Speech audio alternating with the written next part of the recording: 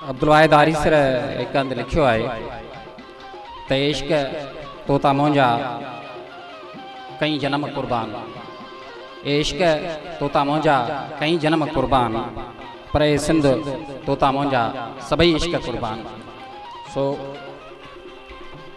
इंतहाई मुला हिकिड़ो ख़ुशीअ जो मौक़ो आहे। असांजे हिकिड़े प्यारे दोस्त जैसा ज़िंदगीअ जा अलाए केतिरा कठिन सफ़र, अलाए केतिरियूं रातियूं, अलाए केतिरा ॾींहं, अलाए केतिरा कलाक सफ़रनि में गुज़ारिया, जुस्तजू में रहिया। उन जो हिकिड़ो किताबु असांजे साम्हूं आहे। यकीनन इन खां वधीक मोला ॿी का ख़ुशीअ जी ॻाल्हि आहे कोन को।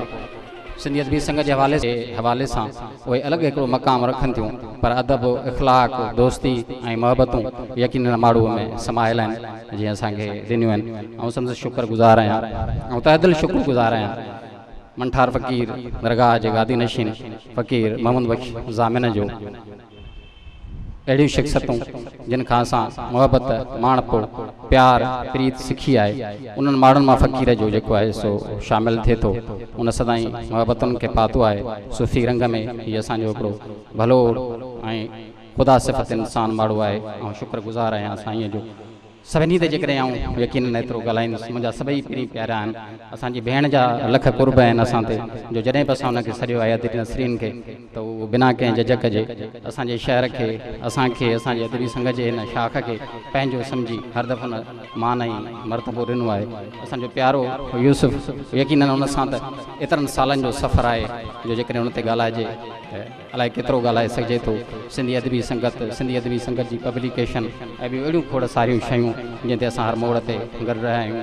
असांजो डॉक्टर मुश्ताक फुल जेको आहे, असांजो मुश्ताक, हुनखे छा चइजे, उन सां त असांजूं मोहबतूं ऐं प्यार हिकिड़ा निराला ऐं अजीब आहिनि। सदाईं हुन असांखे भाकुरनि में भरियो आहे, सदाईं मोहबतूं ॾिनियूं आहिनि। उनखां पोइ मथे वेठल असांजो रियाज़, असांजो हुन किताब जो प्यारो दोस्त, जंहिंजो हीउ किताबु यकीन एतिरी ख़ुशी आहे मूंखे जेतिरी सभिनी खे हुजे। सभई मुंहिंजा मथे वेठल दोस्त प्रीतम आहे, उनजा लख कुर्ब आहिनि। माशूक धारे जो, जंहिंखे हर वक़्तु असां उन किताब जे हवाले सां ॾुखियाईनि में सुखाइनि में गॾु खणी रहिया आहियूं, उनजा कुर्ब आहिनि। सभिनी मुंहिंजी दोस्तनि जा जेकॾहिं को रहिजी वियो आहे त माज़रत।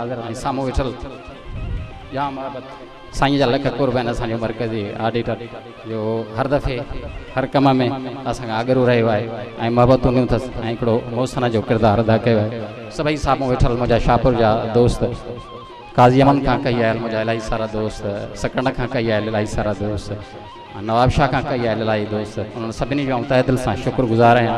ऐं अदबी संगत सभिनी दोस्तनि जो दिली शुक्रियो अदा करे थी। तव्हांजा वड़, तव्हांजा कुर्ब, तव्हांजूं महिरबानियूं थोरा न थोरा मूं ते मारूड़नि जा भलायूं ऐं भेरा घणे ॻणींदुसि, केतिरा थोरा न थोरा मूं ते मारूड़नि जा, जेतिरी वारी थर में उन खां घणेरा भलायूं भेरा ऐं घणे ॻणींदुसि, केतिरा लख कुर्ब तव्हां दोस्तनि जा, मोहबतूं तव्हां दोस्तनि जूं।